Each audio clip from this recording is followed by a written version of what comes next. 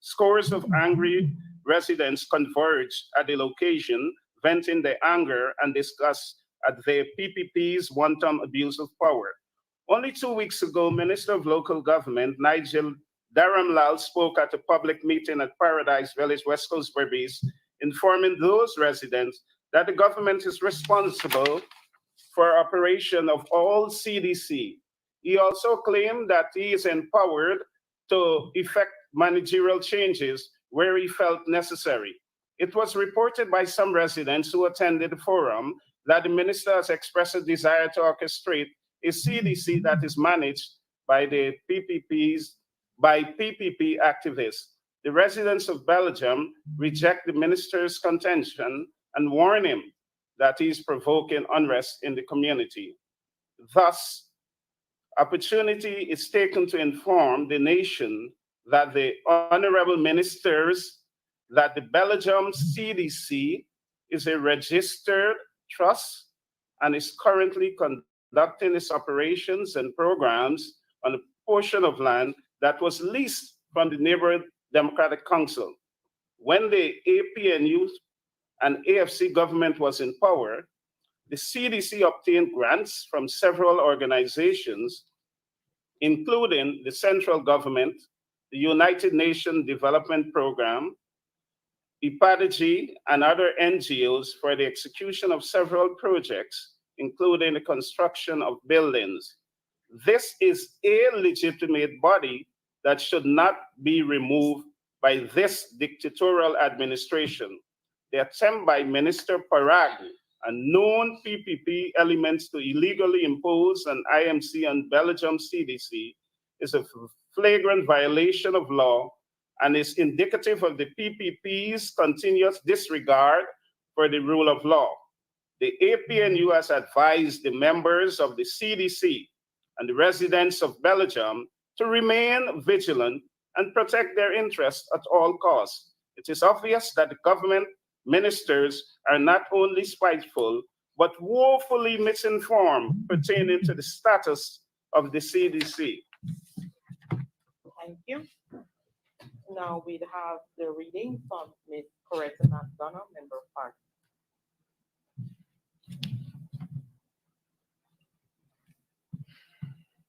A coalition government will introduce a national family policy. Last Sunday, May 14th, and Monday, May 15th, Guyana joined the World Society to celebrate Mother's Day and International Day of Families, respectively. These two observances call on us as a nation and as a people to reaffirm the centrality of mothers and families in our society and to address their well-being, aspirations, and unmet needs. Despite these obligations, we did not hear any reports by the government to inform us of the state of the family in Guyana. International Day of the Families would have been a fitting opportunity for the government to so report, especially after spending hundreds of billions of the country's oil wealth. After two national oil budgets, the nation would have expected to hear from the government, one, how much the incomes of families increased, if at all.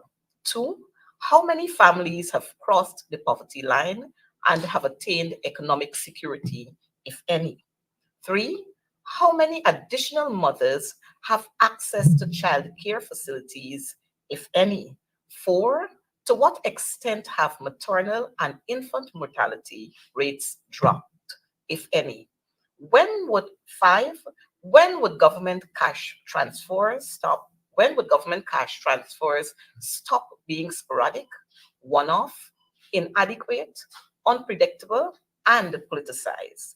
And six, how does the government plan to address wider issues that impact families, such as opportunities for vendors, most of whom are single mothers, the excessive and unnecessary incarceration of husbands and breadwinners, domestic violence, workplace practices, and gender inequity?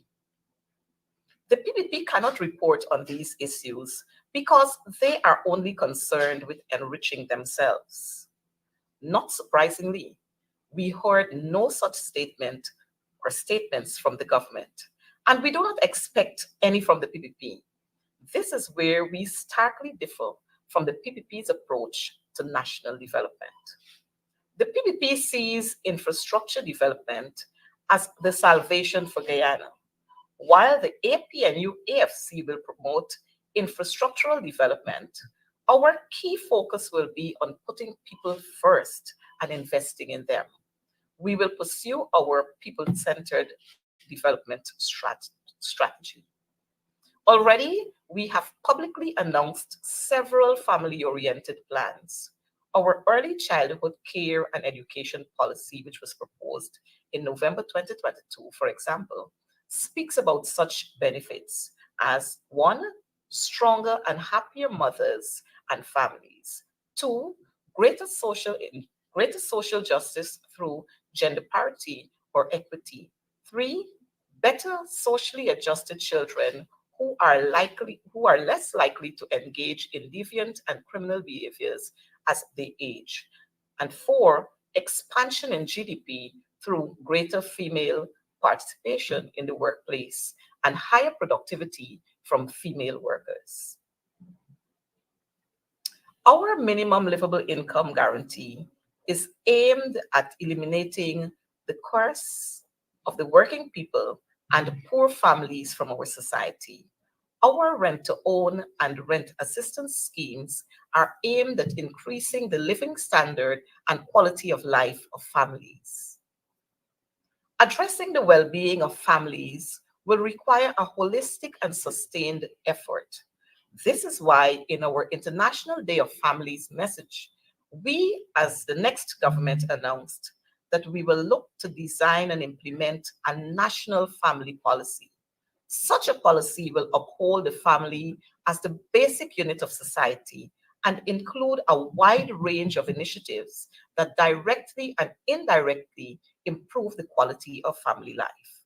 Our vision is for Guyana to become one of the best places in the world to start and raise a family. Thank you. And now the final part of the statement will be read by Mr. Danish Michael, Member of Parliament. PPP making false promises, showing no interest in local democracy.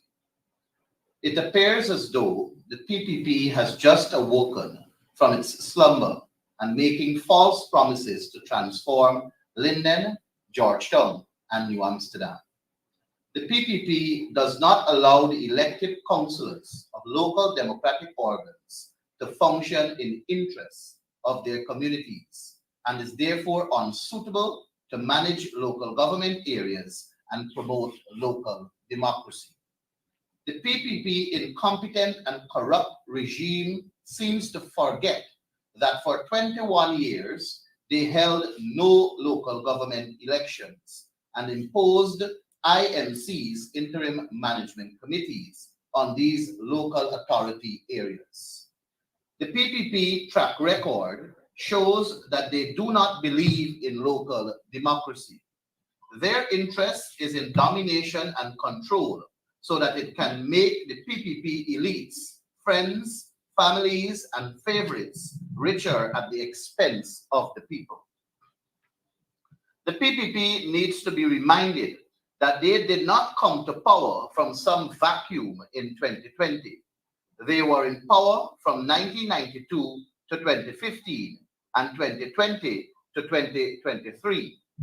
What that means is that the PPP had 26 years to transform those communities, and rather than doing so, they stifled local democracy. It is therefore an idle promise for them to now be offering to transform these communities. Their track record does not give people hope. In fact, over the years, the PPP has starved these communities of resources and discriminated against them. The PPP actually said, through the then Minister Kelwan Lal, that they will leave Georgetown to stink, and stink it was under the PPP. It was the APNU AFC that cleaned and drained Georgetown between 2015 and 2020, thus reducing the high level of flooding. Georgetown is back to flooding under the PPP. All Martitians know that it is the APNU AFC that brought genuine development to that municipality. The PPP could have made Bartica a town. It took the APNU AFC to make it a town and transform the community. The PPP had 23 years to transform Bartica, and they did not. Why should we believe they will? They simply will not. It must be recalled that in 1992, the PPP inherited funds from the PNC government to rebuild the Suicide-Linden Highway. Through the then Prime Minister Samuel Hines, they said the road did not need repairing. The PPP left the Suicide-Linden Highway to fall apart. The PPP failed the people of Linden. It was the said PPP that plunged Linden into blackouts after they sold to one of their cronies the generator that served Linden. It is also useful to recall that in 2020, the APNU AFC left in place a plan and resources to build a new bridge across the Demerara River between Mackenzie and Wismar in Linden. The PPP abandoned this transformative project. The APNU AFC procured resources to build the Wismar to Mabura Road. The PPP was abandoning this road project. It took the international community to force them to go ahead with this transformative project. The PPP was not prepared to build that road. Were it not for the opposition exposing their sinister plan and the insistence by the international community that this road must be done, the PPP would not have been moving ahead with this project. What is evident is PPP discrimination against these communities. Madhya also faces the same fate under the PPP regime. In these local government elections, it needs to be stated that the PPP has no interest in the development of Linden, New Amsterdam, Georgetown, Madhya, and Bartica in Alaya. Its interest is in getting political control so that it can access and take the waterfront and other properties in these towns and give them to their elites, friends, families, and favorites. 70th anniversary of the National Assembly. On the momentous occasion of commemorating the 70th anniversary of our elected assembly, let us reflect upon the remarkable journey that began on the 27th of April, 1953. It was during this time that general elections were held, marking the advent of the universal adult suffrage and use of the first-past-the-post system. Our founding leaders, Lyndon Forbes Sampson Burnham and Cheddi Jagan, joined forces as the pre-1955 United People's Progressive Party, garnering an impressive 77,695 votes, or 51% of the valid votes, securing 18 out of the 24 seats in the House of Assembly. Forbes Burnham, representing Georgetown Northeast District, served as both a member and the First Minister of Education under the esteemed speakership of Sir Eustace Gordon Woolford, OBE, QC. Over the past 7 decades, our National Assembly has evolved into a body comprising 65 elected members, including 25 geographic members of parliament. However, despite the passage of time, one would have anticipated a mature and civil parliament. Regrettably, we find ourselves unable to offer such affirmation today. Our parliamentary institution, intended to be the epitome of democracy, where strong representation is collectively championed for the benefit of all our people, is marred by many challenges. Under the current administration, the opposition is compelled to battle daily to uphold the essential safeguards of our democracy and consistently expose the biased and unbecoming conduct of the Speaker. The Speaker's foremost responsibility is to uphold order and decorum, acting in the best interests of the entire House rather than a particular political party. He fails to honor this obligation. As we celebrate the 70th milestone of our elected assembly, we take this opportunity to implore the Speaker of the National Assembly to embrace neutrality and unbiased behavior. It is only by doing so that all of our people will be represented, allowing us to develop a democratic society.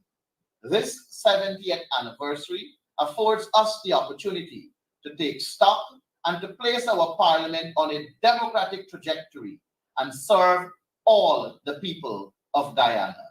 Let us use this significant occasion to make the change and promote the rule of law, democracy, and good governance. The practice of these principles will place us on the path to restoring democracy in Guyana. Thank you. Thank you.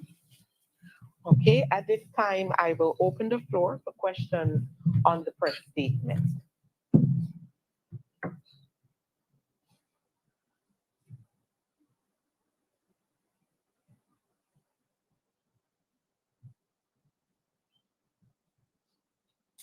Of course, as is customary, by the raise of hand and stating your media houses.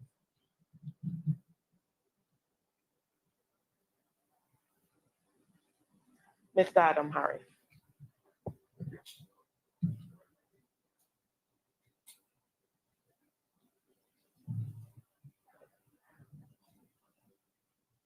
Mr. Harris, I see your hand. I am muted. Sorry, I was talking to myself then. Sorry. Okay. Two questions. One for Comrade Legal, one for Ms. McDonald. Comrade Legal, first on the ban of imported chicken. When imported chicken came into this country at the time, local chicken production was supposed to be at the point of self-sufficiency. That is what was said. Could you offer a reason why there was imported chicken to the extent that chicken is banned, and how much chicken do we import in any given period, a month, a year? I don't know.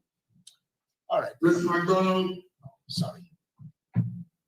Yeah, Ms. McDonald, I'm interested in some of the things you had to talk about.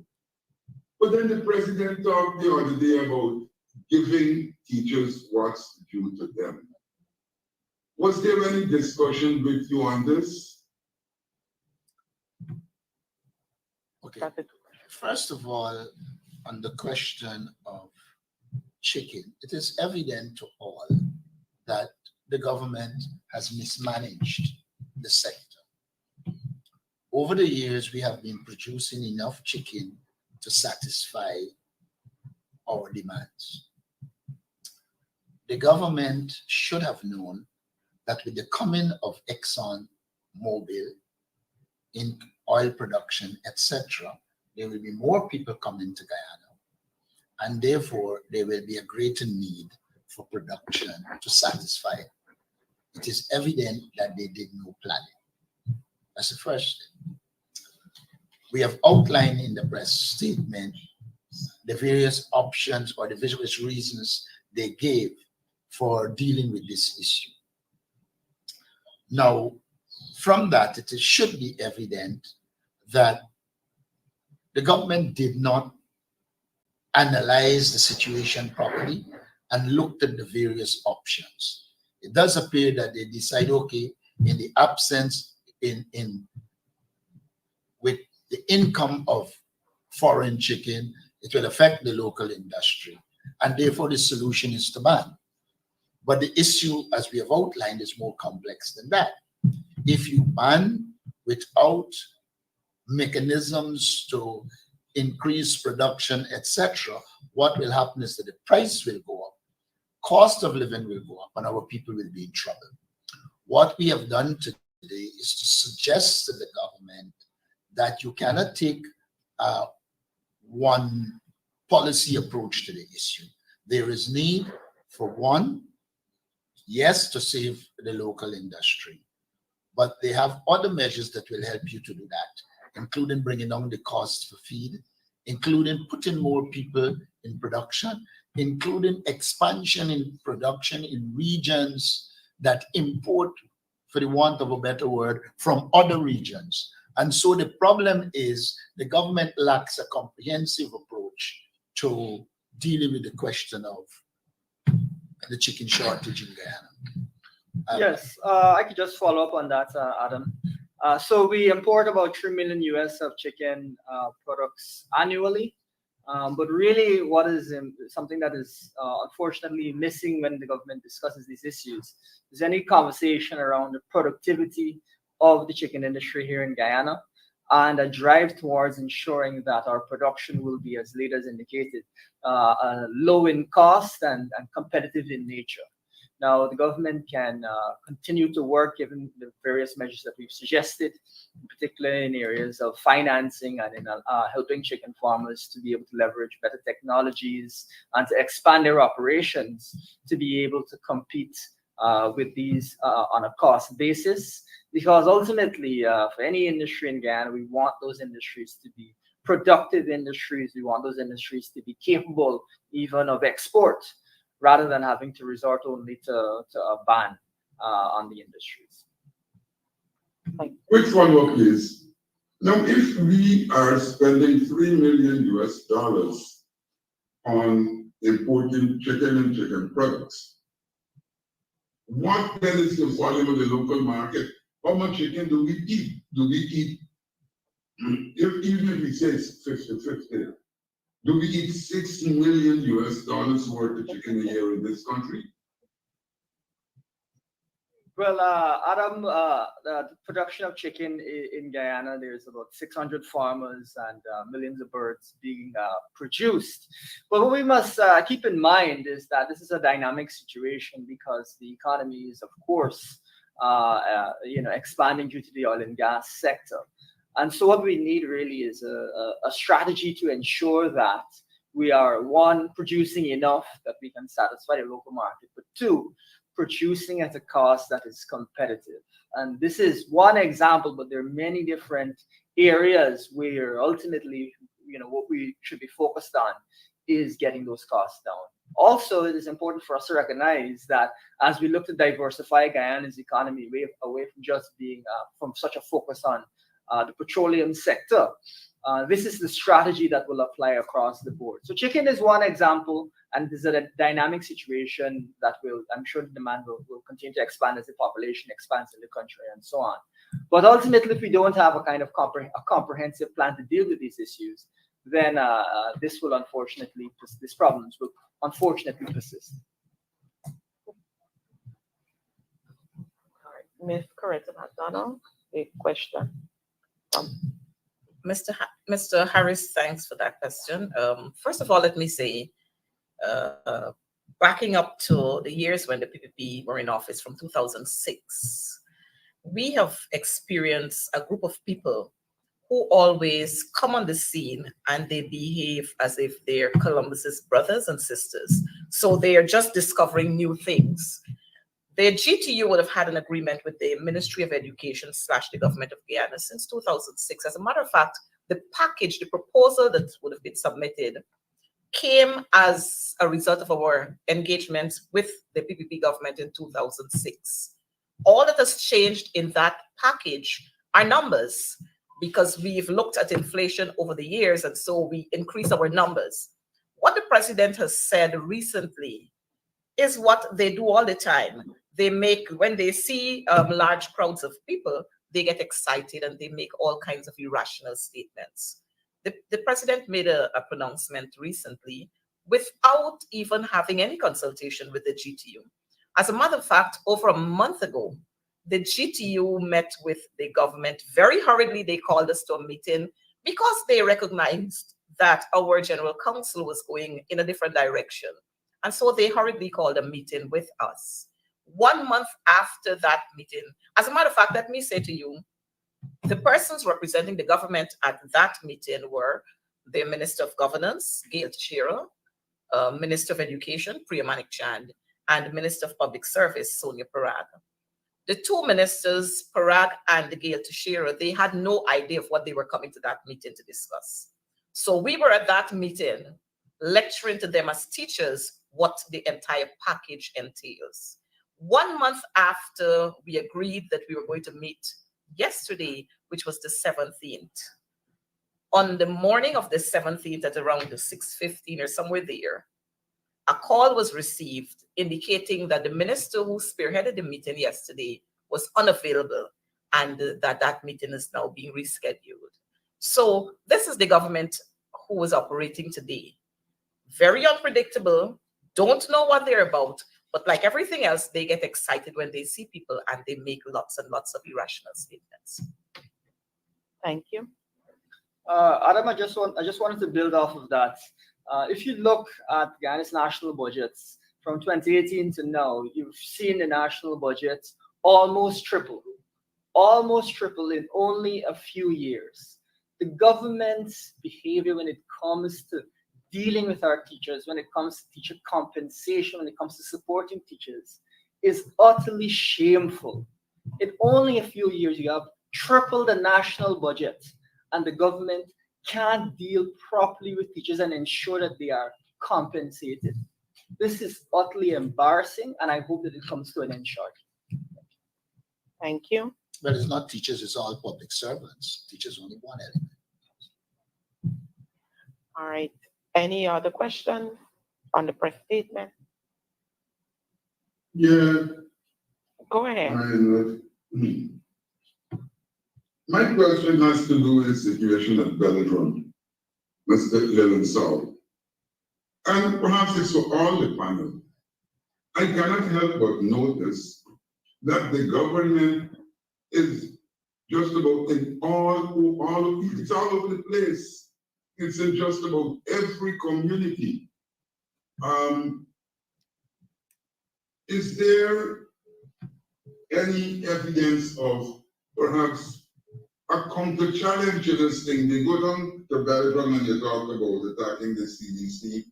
I see they were in from the leaders village Pleasance talking a lot and having a lot of people there. The same thing in Linden. What is going to be the party's reaction overall to all of this focused presence of the government in these communities that they are not known to visit? I think I should deal with this question. First of all, yesterday when it occurred, I was in Belladrum. We have been on the ground in all these communities. What the government is doing is playing optic politics. They are taking the 10-day workers, they are fetching people around, and they're carrying them to places like Pleasance, etc. And then they put it on Facebook as if the people in those areas turn out. That is not the case. In many of those areas, they fetch the persons. For instance, the Linden meeting, we are well aware that they took 25 persons who they paid from Kokwani and took to Linden. One of the things you must do is when they have these activities, go and see the amount of vehicles that are parked there. If the people come from the community, what are all those vehicles doing there? That was also the case in Pleasance. Yesterday at Belladrum, To be precise, it's Paradise where the thing occurred. Eldorado. I should Eldorado. No, sorry, El Dorado, but I should go back. The day before, we were in West Coast for Peace. The PPP was there. What they don't tell people is a lot of the villagers chased them. And it happened yesterday. It happened day before yesterday, that many of them were chased. And this isn't restricted to our strongholds. They went into, I think, number 7, which is supposed to be a PPP stronghold. And they were chased. So what they are doing is trying to create a facade that they have this large-scale support. But I know they are starting to come down from the pedestal. I heard, for instance, Jacques Dieu, who's a liar, and before I go there, let me deal with him. I think he's mentally ill. I cannot understand how a man knows that he was born 1964. He knows from the very Chronicle newspaper that they manipulate and control that Amelia's Ward was opened by Forbes Burnham in 1969. Yet this man, who would have been 5 years of age when Amelia's Ward was built, will repeat that he built Amelia's Ward. And when he arrived there were no houses. It has to be a madman. I don't see how a normal person could know in this era, when you could fact check something, will continue to say something that is completely stupid. It makes no sense, and it does him no good, except that he doesn't understand that it does him no good. So the People's Progressive Party approach is optics, lies. I mean, I don't think Jacques Dieu can now define the difference between truth and a lie. It has become interwoven into his fabric. And so our response has been not a recent response. We have been working on the ground. And even as they carry on their optical illusions, we have had people all across the country working on the ground in Bartica, etc. I noticed Joe Hamilton joined Jacques Dieu in coming off the high horse. When Jacques Dieu was asked recently about Linden, he's saying whether we can win in Linden, New Amsterdam, etc. I noticed Joe Hamilton last night telling Freddie Kissoon that he doesn't live in a world of illusion. They don't think they will win in Georgetown. The people who win in Georgetown, who will vote in Georgetown, are the matured and experienced people. Is he implying that the people the PPP are targeting are immature? And when you see what they did with those take young people who will know nothing about Georgetown under the PPP and put them to say for 50 years, X, Y, and Z happened. You understand the nature of the People's Progressive Party. It is not a party that wants to operate based on fact. They believe in their fiction, and they believe they can use public relations to achieve their objectives. We will continue to work on the ground. We have had a lot of, we're getting a lot of successes on the ground across all areas. And I think the PPP is very concerned about their own strongholds, because as you go into their strongholds, you're hearing the rejection of the PPP. Like I said, I was at Better Hope. And what people of all ethnic groups said to me, and what is interesting is that very few of them want to be on camera, and they tell you that the PPP is instilling fear. Yesterday when we were on the West Coast, a particular Indian family signed in support of one of our candidates, and they continue to harass that family every day, as if to say, you don't have the right to sign and support a candidate. And so while they talk all of this, they are operating based on the installation of fear, the misuse of government employees, among other things that they are doing. Our strategy is to continue to work on the ground, carry our message to the people, and we are satisfied we are going to beat the People's Progressive Party in these upcoming elections in the areas that they are also claiming that they will win. But we will see. Thank you. Any other questions on the press statement?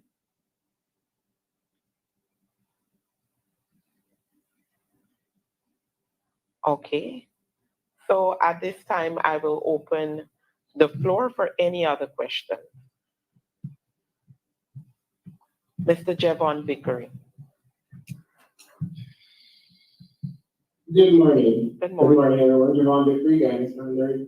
Now, yesterday, we spoke with Ms. McDonald, who's on the panel, and one of the things that she made mention of was the government's intention to get ahead of a possible strike action by teachers with regards to what is being going on currently. I know Ms. McDonald had provided some details on what happened yesterday with the meeting, but I want from the opposition leader specifically about what do you think about what is happening with regards to teachers. I know I asked you this before, but specifically this possible strike action that is being hinted at.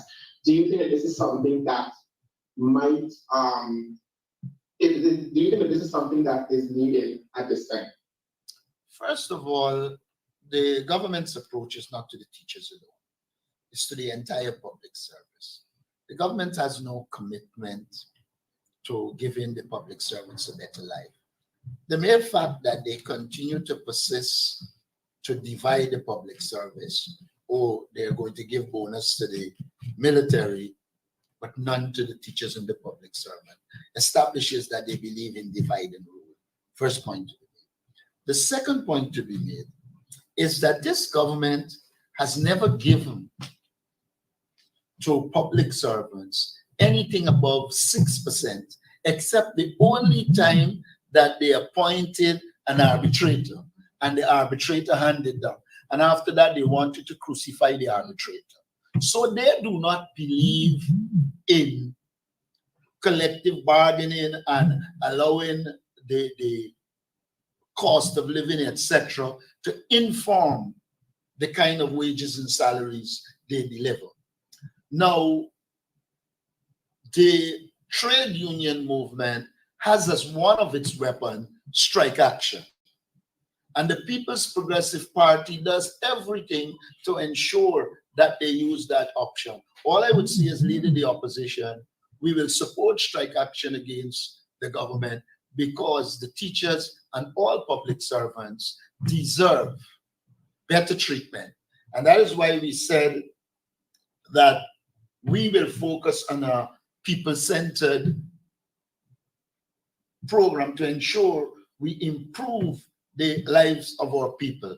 But when you want to treat nurses in the way you're treating them, doctors in the way, teachers in the way you're treating them, then you yourself, you're looking for strike action. And like I said before, the government approach clearly, they know what they're doing. They know what they're doing is wrong. And that is why they are separating the discipline services to be able to use the discipline services against the teachers. They could charge me like they did with Agunse. But I would say to the Ghana Defense Force and to the Ghana Police Force, you should not be used by the People's Progressive Party against other public servants. You are the only legitimate institution that has the power to use force, but it should be used within the confines of the law and not against the workers of this country, as this government is wont to do. And so strike action is an option which the opposition will support. Thank you. I have another question. I'll just be done with it. What's going on in Linden, Liston, or no, I'm sorry, not Linden, Region 9. We saw that the the start of the dismantling of that regional office. Can you say what has happened since? Have you fully reoccupied the building? Is it still, are you still getting threats, or what's the situation? The government has been using force. I think they went into the building while people weren't there, and they have occupied it. We are taking a number of action against them. But as far as I know, they have charged 2 persons alleging that they lash off a padlock because they apparently put on the lock on the building and went somewhere. And by the time they come back, the government had invaded the building and are trespassing. We are dealing with that issue. Can you say, could you say who is currently occupying the building? Is it persons from LETM, or is it agents of the government?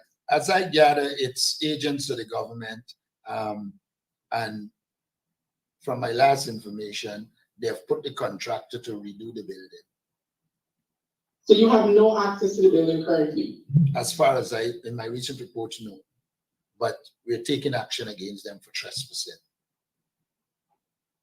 I'm sorry for all the questions, but is this by way of a police report? How are you planning to take action against them? We have done all the police report, etc. When that action is taken, you will hear about it. But we are taking action on it. Thank you. I think also it needs to be noted that the government, I spoke to one government minister yesterday, and what I didn't call. And I told him that the government seems to be pushing for a physical confrontation, and to let him know we're not short on people that could deal with them in a physical confrontation. But we don't believe it is in the best interest of the people at this time. And therefore we have said to them, they need to back off. All right, thank you. I see the hand of Mr. Dennis Chabot. Yes, good morning, everyone. Can Ms. McDonald please say at this stage, given where the discussions are with the government, what exactly are the union's specific demands for the teachers? Like everything else, the union's demands were proposed in 2020, resubmitted in 2020, resubmitted 2021, 22, everything else. The demands are, like I said, we have crafted a document that talks about teachers' welfare, which would be non-salaries benefits and salaries benefits. Of course, we're talking about increases in salaries. We're looking at increases in allowances for additional qualification. We're looking at risk allowances for our teachers, taking into consideration all that has been happening over the years to teachers when they're in schools. Outside of that, teachers who live on campuses where there are dorms, they have to perform duties at nights, during the vacation, and at other times. And so those are going to be financial issues that we have proposed. The other issues that we've looked at are the maternal benefits for teachers, where we are extending that to fathers too, where we want to have implemented that 6 months maternity leave for teachers who would have had cesarean and are having complications. We've looked at the housing project. As a matter of fact, that housing project was there since 2006, where we ask for a revolving housing project and that house lots we give to teachers in other areas across this country. Those have never ever been brought to light, or we have not been able to successfully bring that on board, except for when the coalition came into office. The coalition decided at that time they were going to put together a unit at the Ministry of Education to deal specifically with the housing revolving project. By that time, we would have already been able to acquire $200 million. It's even more now. What stalled that project during the 2015-2020 period is that on our approach to the commercial banks, they've all been asking for interest, for the teachers to pay interest on the monies that we are asking them to administer this project. That didn't go down well with us, because rather than the teachers having to pay the same interest as if you were just walking off the road to go to a commercial bank. We said it would be unfair to our teachers, so that never came off, and that's where the coalition decided at the Ministry of Education we were going to have this unit. Every aspect was put in place to have that unit in operation. But when the PPP came into office in 2020, they disbanded that approach. We had another offer to them where we were going to use the Guyana Public Service Credit Union to administer this project. They've also thrown that aside. So those are some of the issues that we have in that proposal, and quite a lot more that I would not want to discuss down here before, because the agreement is not yet signed, so I wouldn't want to share those. But those are all some of the issues we have in our proposal. And let me say to you, the president went to Port Kaituma just recently, where he met with other residents, including teachers. And he gave this big, glorious announcement that the government has a comprehensive package that they are going to be offering teachers, which includes house lots and housing revolving project.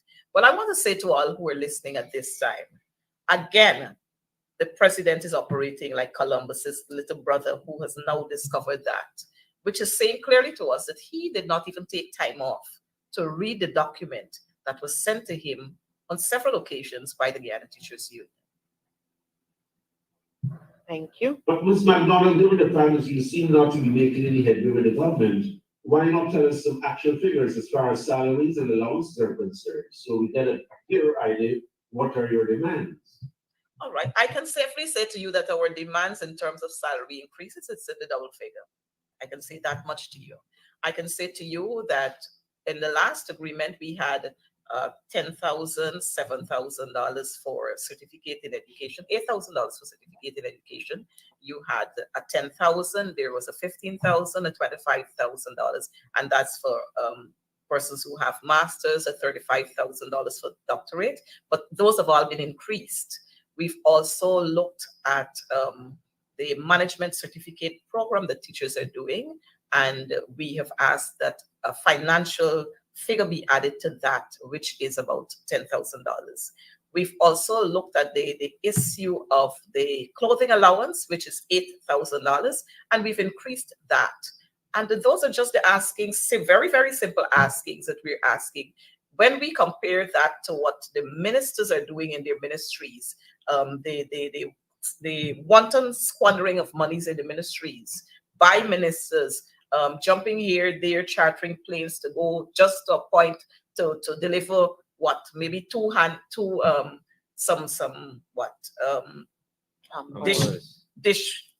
dishwashing, sanitizers and the cash grants and so on. They can afford to offer teachers what we're asking. All that we're saying at this time is that we don't want to be brought on the same level with our counterparts in Jamaica, in Trinidad, in the Bahamas, or in Bermuda.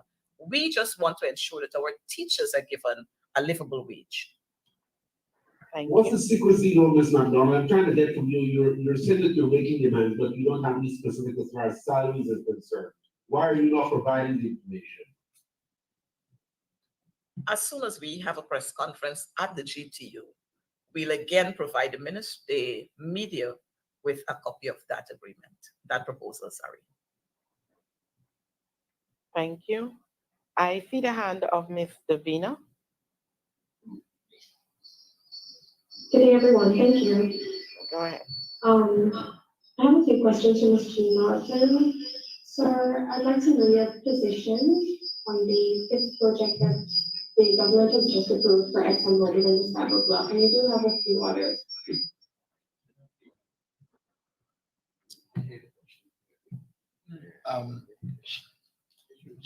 Could you repeat the question? And we're getting a feedback from your line. My apologies. Can you hear me clearer now? Yeah, thank you. Okay. I have a few questions for Mr. Norton. Firstly, sir, I'd like your position on the fifth project approved for ExxonMobil in the Scarborough block. I'll ask Elson to begin, and then I will fit in because he has been looking specifically at it. Thank you very much for the question, Davina. So we've seen yet another approval of a project. This comes within the context of the ongoing court case regarding coverage, full liability coverage for in the event of any oil spill offshore Guyana.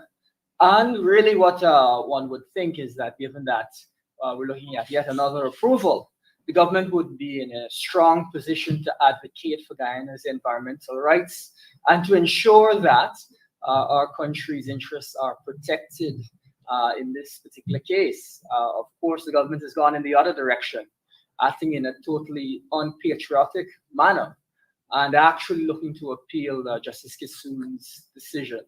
And so it is truly tragic that the government seems not to understand that Guyana is a country that is a major oil producer, that its duties are to protect the rights of Guyanese. Rather, it is intent on making Guyana into some sort of banana republic where rule of law is not followed, rather than enforcing legitimate rights of Guyanese. If I may add something, Davina, to your question, and to elaborate some more, the Guyanese people must be on the lookout because we see the direction in which the government is going, and we have also taken note of the judicial review and what is happening in the judiciary.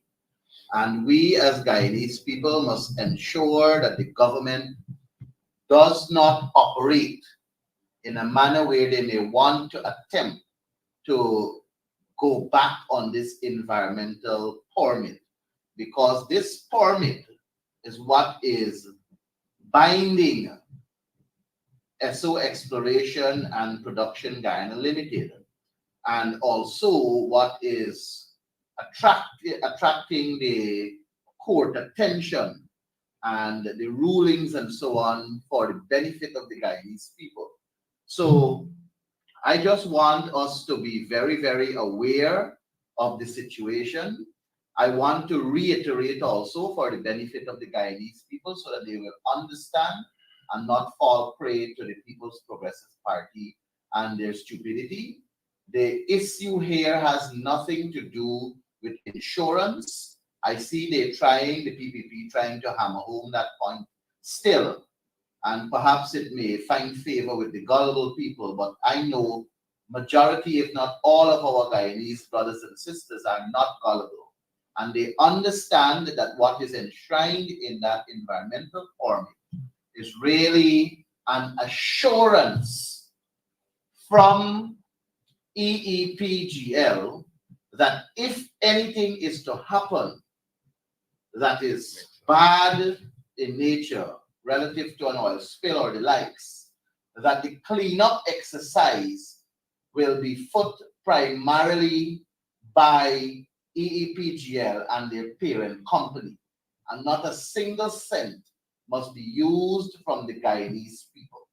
That is what is clear, a simple assurance. And we need to ensure that we be vigilant and we seek to ensure that the government doesn't attempt in any way, shape, or form to change or divert from that environmental permit and what was signed as the agreement.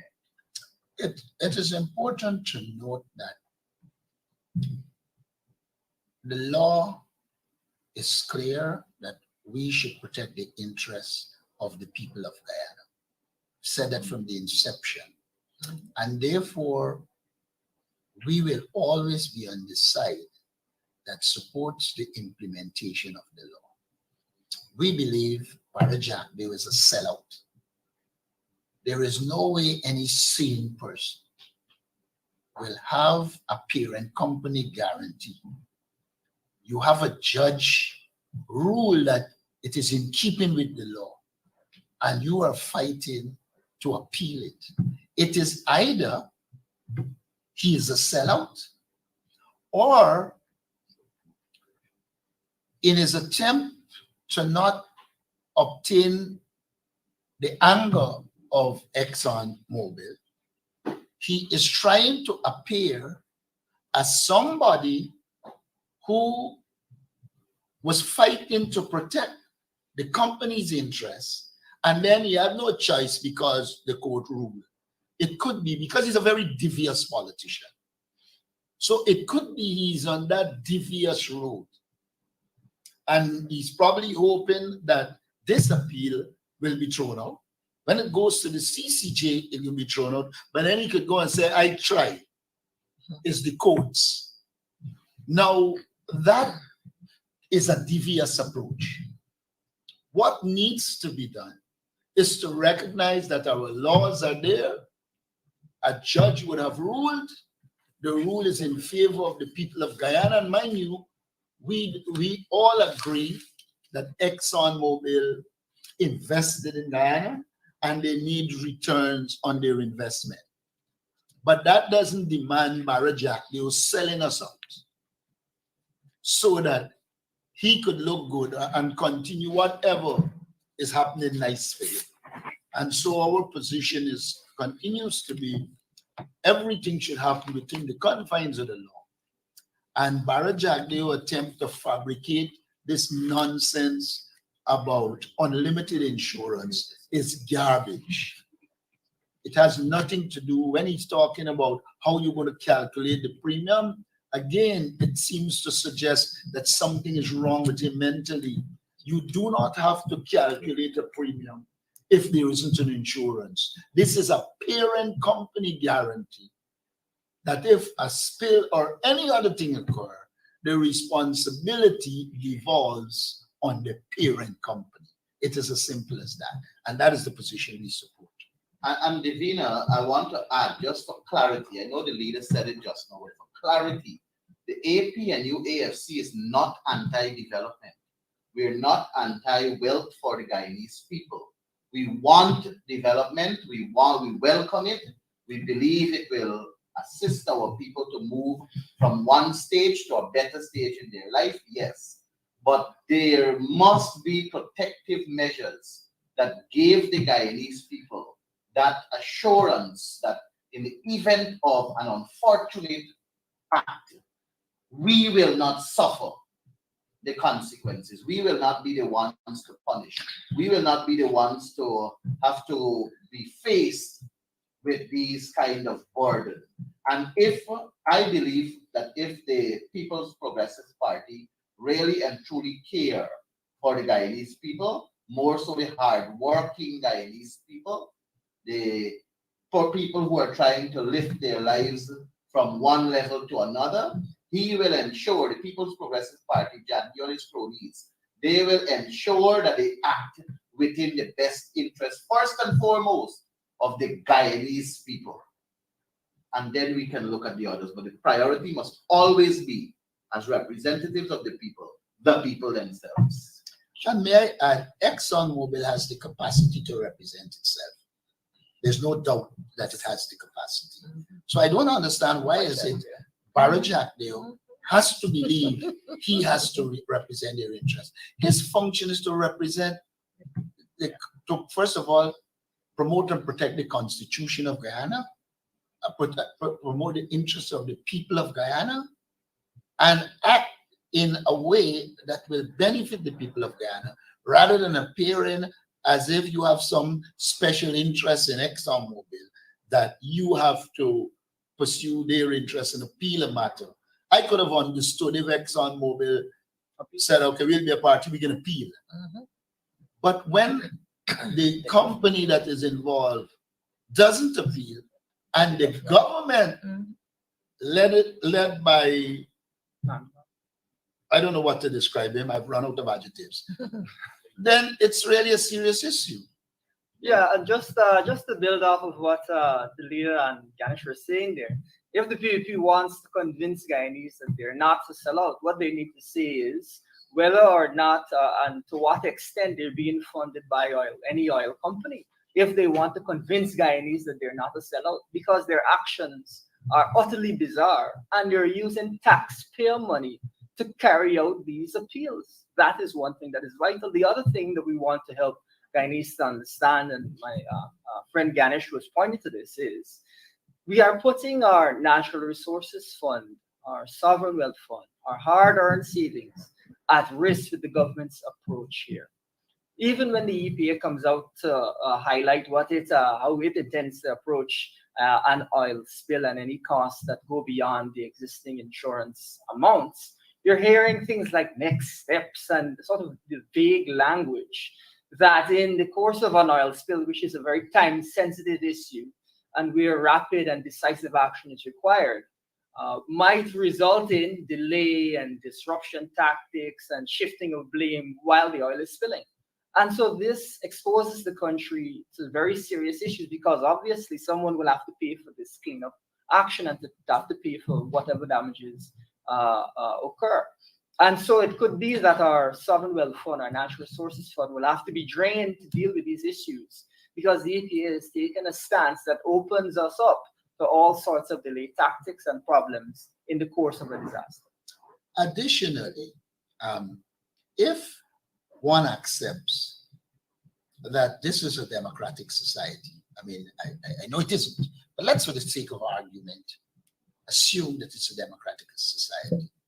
In a democratic society, there is a role for civil society.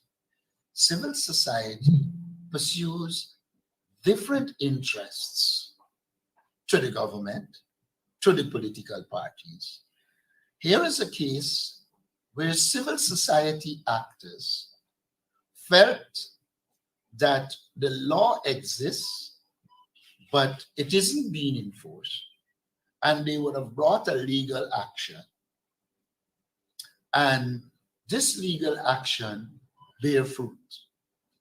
So you cannot turn and say, well, it is the opposition that did it. You cannot say it was politically motivated. You should know that it is civil society, and that civil society has its interests. In this case, the interests of civil society and the wider society, the interests coincide.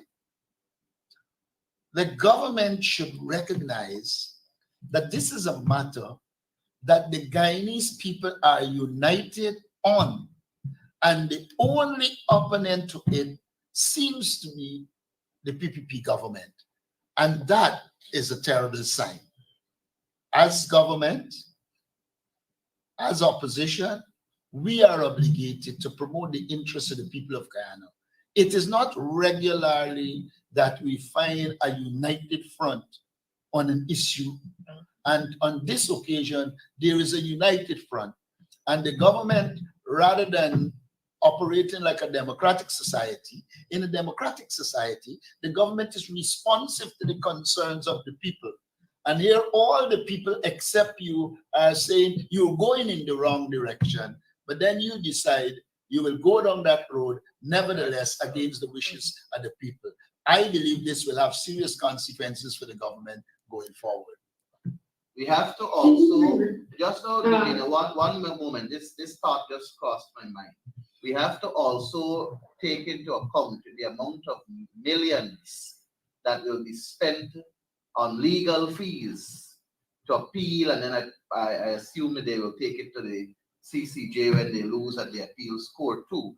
But I noted that I think it is lawyer Sanjeev Tatidin, who is a sitting member of parliament for the People's Progressive Party, that is representing EPA's interests. And I also took note of the fact that the government of Guyana, separate from the EPA, is asking to join in this matter as a party to express. I thought EPA was representing the country, Guyana, so I found it a little strange. But I'm no lawyer by profession, so perhaps that can be explained by the legal minds. But it really, really put me to think that you have EPA, which is an agency within the government of Guyana as a state agency, so to speak, and you also have the government of Guyana seeking to join the party, separate, and I noticed also Exxon's signaled their intent to join. So we will have to look at the millions that will be spent there too, because if I'm to juxtapose that to what Coretta was talking earlier about concerning their increases for teachers, we know nurses, doctors, our disciplinary service men and women, and the working class. We are all looking for a better life for them. And perhaps government should spend the money wiser and basically, as I said in the National Assembly, respect the ruling of Justice Sandil Kisoon, let the EEPGL comply, and let us go forward with that in mind so that we can have development. If you are so comfortable that you have the best, and I was making this point to Elson a couple of days back, if you are so comfortable that you have the best system in place and that you believe that you can handle the production side of what is happening offshore Guyana, then you should not have a problem assuring the Guyanese that in the event of an unfortunate activity, you will cover it. Nothing is wrong with that. Simple as that. If I can add one last thing. This issue, as the leader rightfully said, has grabbed the attention of the entire nation, and people of all walks of life and across the political divide. And as such, the deafening silence of the President of the Cooperative Republic of Guyana is noted. And so I want to call on the media to call out President Irfanali on this issue and ensure that he steps up and do the right thing. He must rally his troops in the direction of honoring and respecting the decision of the courts, lest he will be seen as a puppet of Barajagdir. Thank you very much. Can I go ahead with my second question now? Yes, you may. Thank you. Mr. Norton, I know you guys addressed the environmental aspects of this project, but on the fiscal side, sir, are you comfortable with the fact that water has been approved with no additional value to Guyana? And do you believe government should approve more projects with the same terms signed by the coalition? I would say to you that we thought it was a good opportunity to get more benefit from Guyana. I know internally we have sat and we have agreed on a response, and before long there will be a comment indicating clearly what our position is. But we do believe that the circumstances have changed. When the first agreement was signed, we had a totally different environment. We didn't know we had oil, or even if we knew, it was mere speculation.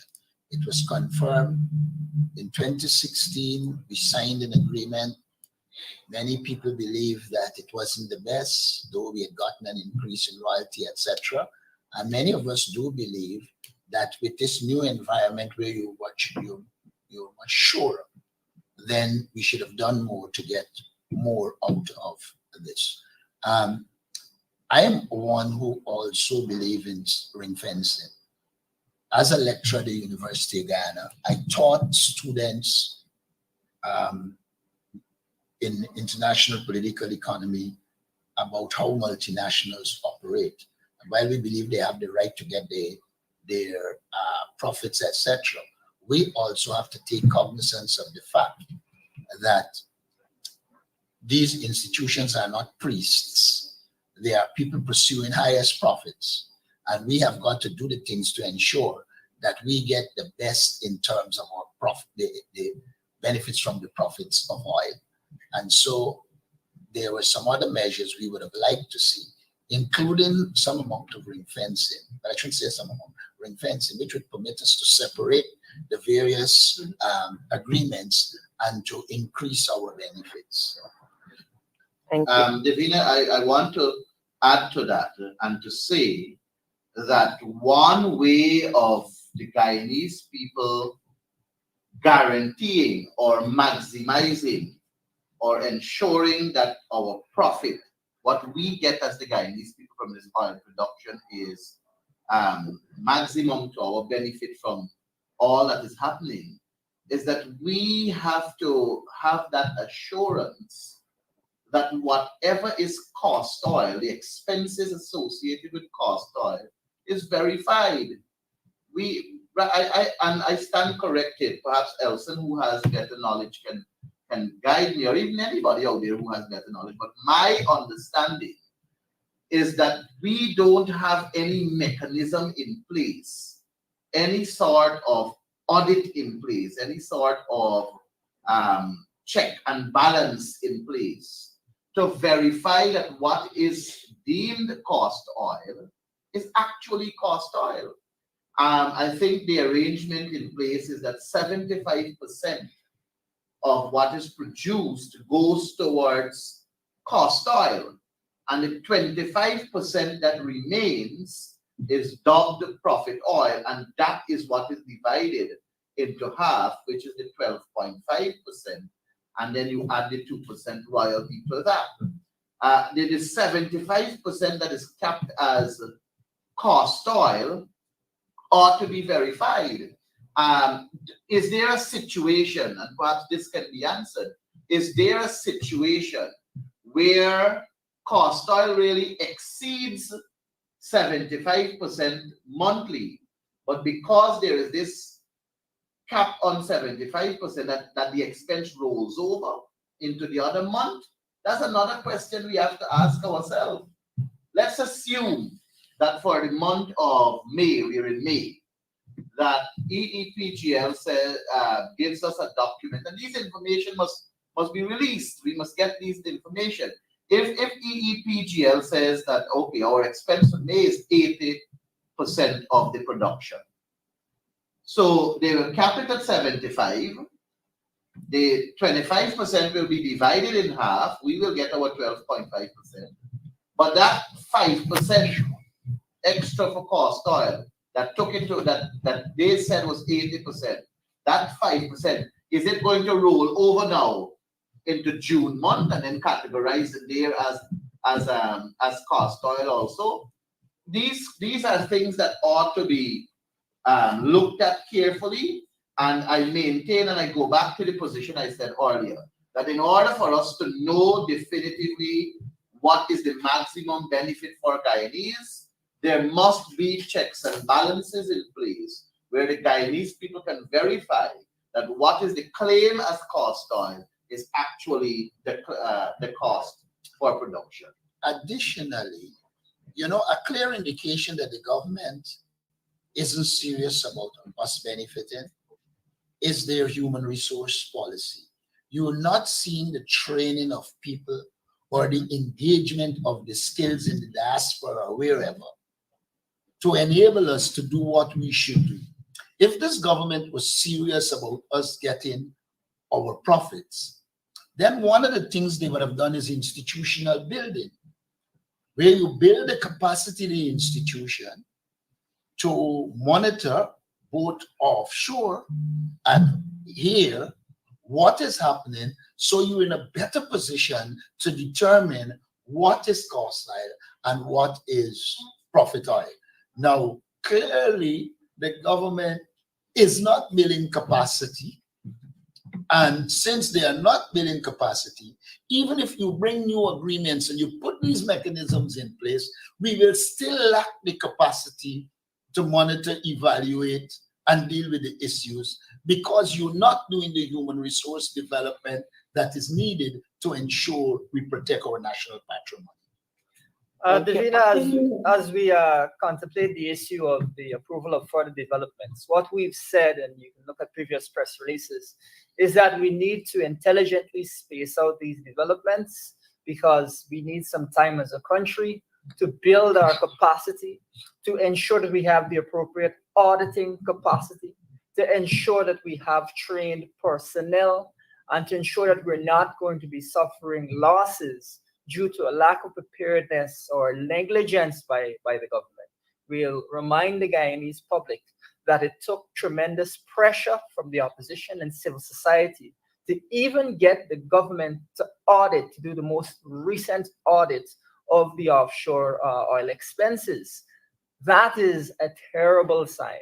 And now that we see further approvals, we see the government rushing ahead and rushing to defend the interests of the oil company, rather than looking at safeguarding legitimate interests of Guyanese.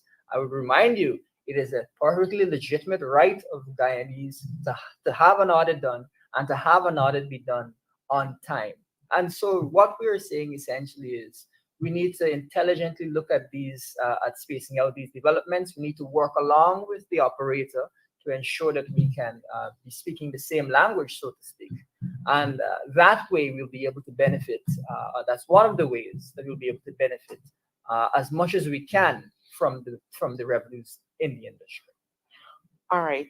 I just want to note, Davina, you have one other question. I think you said we have 2 other questions to be asked, and we're running sharp on time here. We're basically out of time. So let's go.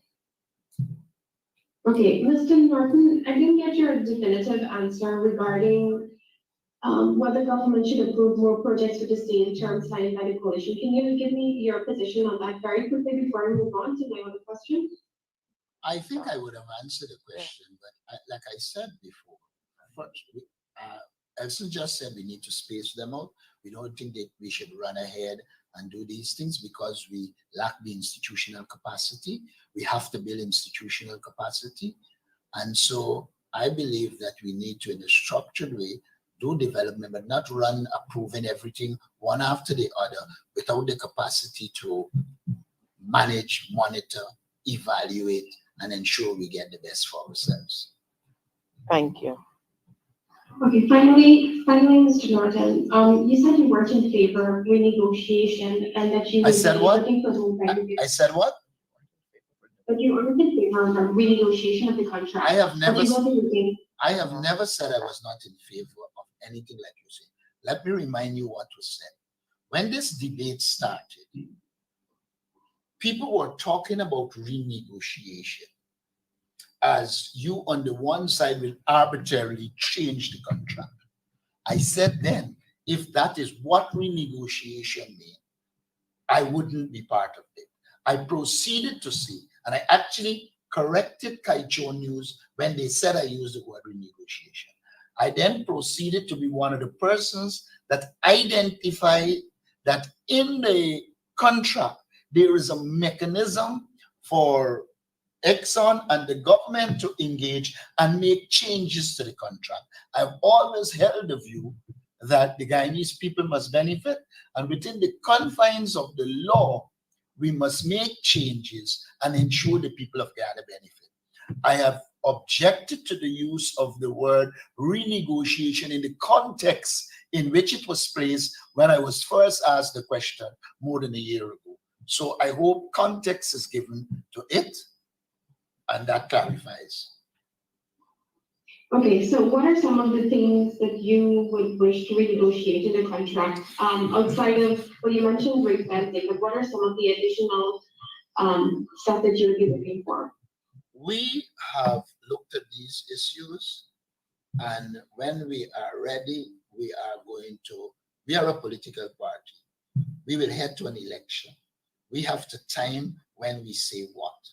And when we begin to do our election campaign, etc., we will state clearly what is it we intend to do, how we intend to do it, and what changes we think are needed in certain areas. All right. Like I just signaled to you, we see no problem with a proper system of ring fencing. All right, thank you. I see the hand of Kiana Wilberg.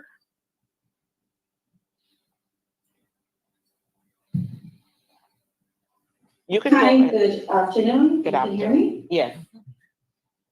So, Mr. Norton, I just wanted to follow up quickly on my colleague's last question. Why not inform the nation if you're going to go as far as to say that you believe ring fencing is an issue that needs to be addressed? What is preventing you? I'm trying to understand the reasoning behind withholding from your supporters and other members of the populace other areas of this contract that's been in the open, that has been heavily criticized over the years. What's the basis for withholding that information or not disclosing it to the public now? And for my substantive questions, just 3. We're seeing a number of strategic alliances between the government and India, Qatar, UAE, Saudi Arabia. What specific best practices would you wish to see the government adopt from these nations? That's one. Two, Guyana's gas reserves are well known. What do you believe is the best strategy to be taken to maximize and monetize these resources? And have you had discussions with Exxon on this matter? And thirdly, the local content legislation has been in the public domain for over a year, and government has said it's commencing with a review. What are some of the critical amendments you wish to see to this legislation? As a party, we are working on our policy positions. While the newspaper has the right to ask whichever question it wants, as a party, we have the right to time when we respond to achieve the objectives that we need to achieve. And so the party at some stage, and not very far, will present a comprehensive policy position on the environment, on oil and gas, and we will do the same with health and education. So the question of the timing, as I understand it, is the reserve of us. And as a political party, you have to be strategic and tactical. We will determine the strategy for ourselves. We understand that newspapers have interests, that they want things that will sell it. But we also understand that we have our constituency, and we have to, first of all, educate them before we actually say to the world. Like, for instance, we are focusing a lot now on our people-centered strategy as we go to, we talk to groups, we explain it to them, etc. If you go ahead and speak on issues before people comprehend them in the way that you want them as a political party, you could very well end up in a situation where you're in one direction and your base is in another direction. So that is our reserve. As it relates to the links you're talking about, I think the government, first of all, needs to outline a foreign policy. They seem to have no foreign policy. Now, it is well known that your national interests should determine your foreign policy positions. What I'm seeing from the government is jump in here, hop in here, but not a clear foreign policy position. For instance, what is the foreign policy position of the government as it relates to oil and gas in relating to the United States, United Kingdom, many of whom are also taking on their own oil companies to benefit. So to me, there is an absence of a clear foreign policy position. And again, when we come to outline our foreign policy position, all of these factors will be put in place.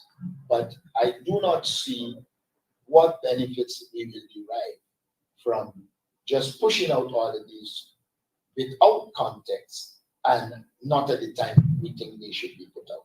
So we will, at some stage, I can say to you, we have an oil and gas group within the party that would have done the work. There is documentation there, but we will decide when we do what. All right. Excuse me, I asked two other questions in addition to the one about the links between India, Guyana, Qatar, etc. I also asked about the strategy the opposition has, which you believe would be best in maximizing and monetizing our gas resources. And I also asked about the critical amendments, even if you don't want to outline all of your cards at this point in time, can you say what two amendments you would like to see made to the local content legislation to increase benefits for citizens? And on the, just a quick comment, you noted that I just wanted to make very clear that none of my questions are being asked because there is some intention of me to do a story to sell papers. I do take offense with that line of questioning or reasoning. That is not it. That is not what I'm doing. Okay. So I just wanted to make that very First of all, let me The make it. questions are being asked because of the statements being made, and my responsibility to inform the nation of what the opposition is really thinking from a policy perspective. But first of all, I don't know what you inferred, but I didn't imply that. What I was implying, and I hope you infer, is that as a party, we have to time when we say what. I also hope you understand that we, as a party, know that newspapers have their interests, political parties have their interests, and when we are operating, we have to focus on our interests. What you infer to me is not what I set out to say. I think I have answered the questions by saying that the party will produce a policy position on the oil and gas sector and the environment. And at the time when we do that, you will have the opportunity to inform the entire nation as to what are our views on that. For instance, if you want me to tell you what amendments that we intend to make, are you talking about proposing to the parliament or when we're in government? We have to decide that and decide if we're going to take amendments to the parliament or we'll wait until government. All of those things are judgments that a political leader and a political party will have to make. And when we make those judgments and we decide these are the things we are going to do, we are going to do them. All right, thank you. Our final question, because this person's hand has been up, I'll ask that they provide the media house. It's Ms. Susan Wickham. Hi, good day, everyone. This is Suan Wickham, and I am from the Guyana Standard. Okay. So I have one question, and it can be answered by either Mr. Lowe or Mr. Martin. Go ahead. Speak at his press conference, the Vice President noted, you're hearing me properly? Yes, go ahead. Okay.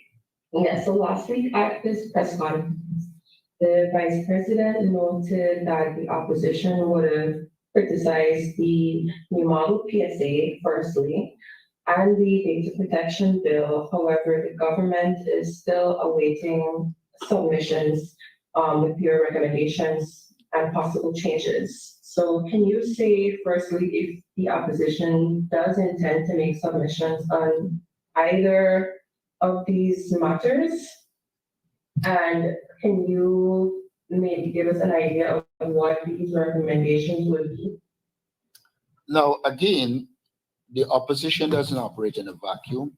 We have engaged persons involved in data. We did say the 2 weeks sometimes are too short for these things. We're engaging a number of people, getting various perspectives before we say this is what we'll do. We have the option of doing it at the level of parliament or doing it before. At present, we continue to engage stakeholders, and once we complete that, we will say exactly what is it we intend.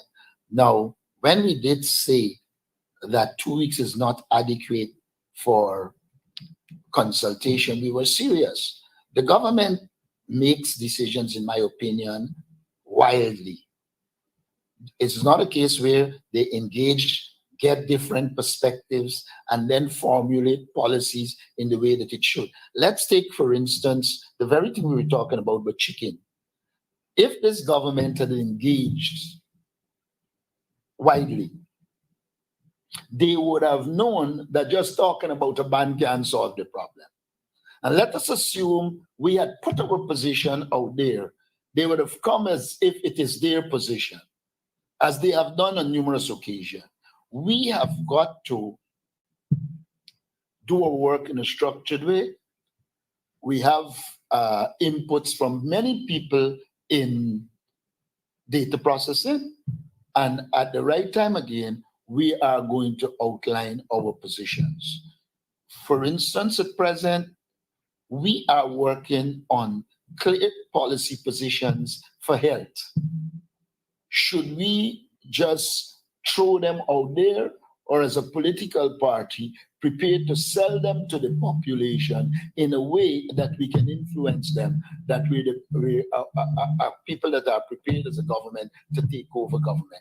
We will do these things in a structured way, and we will put our positions at the forums we think they need to be done, and at a time when we think they should be done. I want to remind you, people were asking about local government, and when we say to them, we're concerned about X, Y, and Z, people ask questions and we say at the right time we will speak. Let me remind you what happened. What happened is the government went ahead, violated all the rules as they relate to the boundaries. And had we said that then, they would have changed it and operated as if they know and they did the right thing. When we wait and then filed the legal action, they then were forced to push back the elections and come with new things, which we have challenged, and we wait to see what will happen on the 30th. I'm saying to you, political parties have got to be strategic. I appreciate the role of the press in wanting to know, but we also have the right to decide when we will say what for maximum effect. Remember, we also have to educate the people we expect to support us when we take our positions. Thank you very much for the question there. One of the things that we want to make sure is highlighted, because it seems to sometimes be missed, is that the government is not genuine in saying that it has extended, that they're going to continue to listen to submissions regarding this new model PSA. We want to remind Guyanese that when it came to the passage of the Natural Resources Fund Act, the government provided just a mere 2 weeks for the public to review that. We warned that the government would rush the new model PSA through, not providing that we warned that they would not provide Guyanese an ample opportunity to look at this. And what happened? 2 weeks. For the government to come to now and say that they are now willing to listen to additional submissions is an admission that that 2 weeks was ridiculous from the start. And so what did we say regarding this 2 weeks? We said that for all significant bills, significant agreements, we should have a standard period of time that we provide to the public to look at these sorts of documents and provide submissions. Again, we reiterate, Guyana is not Georgetown.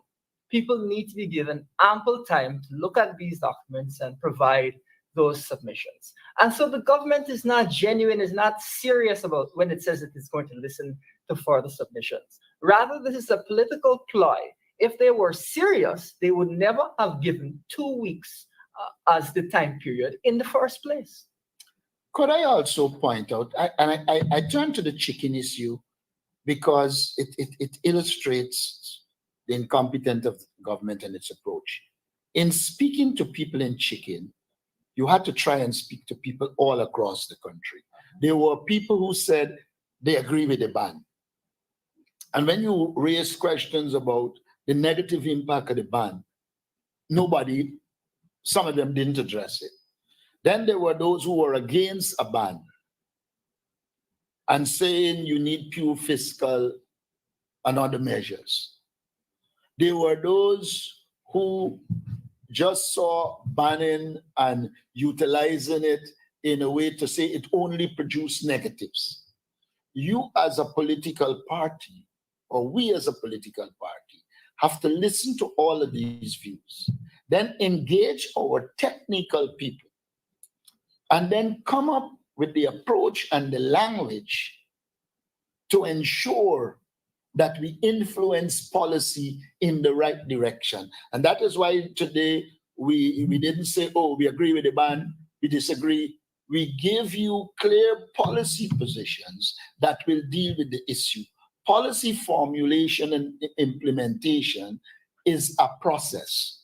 You engage people, you get their views, you get feedback. Based on the feedback, you go back to people, you get other dimensions, you then look at the options, and then you will come up with what are the best options to be utilized. And then you can say effectively, these are the policy directions we will go. Even in oil and gas, we as a party don't accept anybody has the solution for all of these problems. There were many countries before us that think they were doing well and ended up in problems. We therefore, in dealing with oil and gas, have to research and look at a number of options so that when we put a position, it is a well-informed position. Even though Barry Jagdeo attempts to suggest that he's intelligent, you must observe that he makes no comments of substance. He abuses, but when it comes to laying out policy options and looking at what option will produce what positive and what negatives, you don't get that from him. Our intention is not to be like a Barry Jagdeo. We want to come over as people who understand policy formulation and implementation. We will take our time, do our work, and when we make pronouncement, they will be proper policy pronouncement that will redound to the benefit of the people of Guyana. Thank you. All right. Is it possible I could ask a follow-up based on what was said by Mr. Lowell and Mr. Norton? Go ahead, quickly. Okay, so two main things would have come out of what you guys said. Firstly, Mr. Lowell would have said that the government isn't genuine when it says that it's still allowing submissions. So we would want to know how that determination could be made if an attempt isn't made to make a submission, because you can't say that they're not serious about taking more submissions if you haven't made ones yet. And secondly, given that they gave this unofficial extension, I would say it is important that we get somewhat of an estimate as to when you guys would make a submission, because time will end up running out and they will make a finalized decision. And then you don't want to have to say after that, hey, we didn't get a chance to submit, and they still give some time for you to make that submission.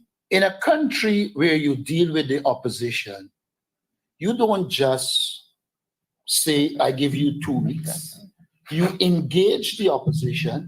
The opposition can sit with you with their professionals, and we can negotiate.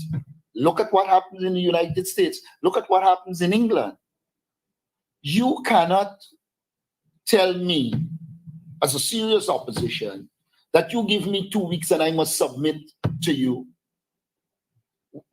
When you would have taken the positive of our submissions and utilize it, and then by your nature, don't even give credit, then what happens? May I point out to you, we are not a political party that was born yesterday. I have been in politics since 1972. I have engaged and negotiated with the PPP. And I'm saying to you without fear of successful contradiction, they are not genuine. I don't want to spend the time giving you the examples, but under Robert Corbyn, they asked us to consult on the Ethnic Relations Commission. We prepared a document, comprehensive, put it in the consultation. There were 21 more things to be implemented outside of just the Ethnic Relations Commission. They never did anything. And they continue to operate as if they didn't consult on that. I can give you numerous areas in which they put out things, and when you give positions, they ignore it. Our position is, as a government, they have obligation. As opposition, we have obligation. And we believe the correct thing to do, if you want these things, you can use, like we said, a special select committee, in which that committee, the public can become involved and give their position, like we did in constitutional reform years ago. The political parties could give a position. Is the government God that we got to give them a submission and then they come and tell us what they think about the submission? No, the people of Ghana must be able to scrutinize it. And so if you have a select committee that involves government and opposition, and the issues are there in the public domain, at the end of the process, the people will be educated and you'll be able to move forward. When you do what the PPP is doing, you are only excluding people. We have ongoing discussions on electoral reform.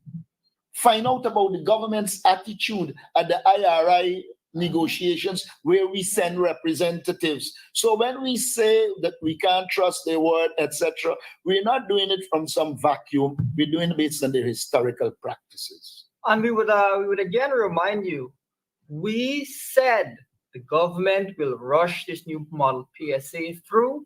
Just give us a short period of time to look at it. The government went and did exactly that. We are very much accustomed to the way that they operate. And we would also ask a very obvious question. If it is that they want further submissions, why is it that there's an informal extension of this deadline?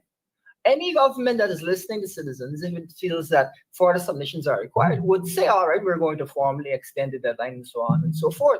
That is evidence as well that they are not serious and genuine. That is a classic example of it. Really as well, what it points to is that you're dealing with a government that is extremely arrogant. It believes that it knows everything. It doesn't have to listen to the Guyanese people. And that's how we found ourselves where we are right now. All right. At this time, I want to thank our media houses and personnel for joining today's press conference, and to our viewers online. Do have a wonderful afternoon. All right. Bring Royston right here. This is Attorney Shellen Washington, owner and founder of the Washington Law Firm, located at 455 Utica Avenue in Brooklyn, New York. We're specialized in medical malpractice, personal injuries, matrimonial law, and landlord and tenant. If you're in need of legal representation, please give us a call today. The number to call is 718-877-3100. Consultation is free at no cost to you. So call us today to see if we can be of any assistance to your legal needs. Again, the phone number to call us is 718-877-3100.